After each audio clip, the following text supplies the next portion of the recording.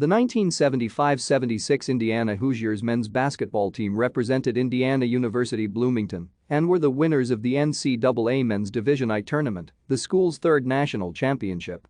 The Hoosiers included 3 All-Americans and were led by head coach Bob Knight in his 5th year to an undefeated 32-0 record.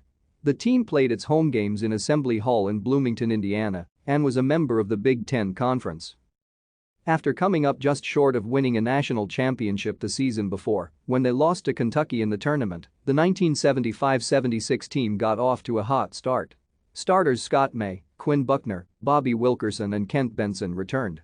Head coach Bobby Knight, then in his 5th year at Indiana, moved senior Tom Abernathy into Steve Green's starting role. Guard Bobby Wilkerson was an unsung hero who could do a little bit of everything. The team entered the season ranked number 1.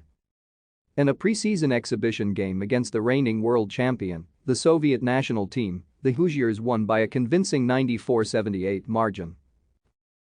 Thank you for watching. Like and subscribe if you would like to view more of our videos. Have a nice day.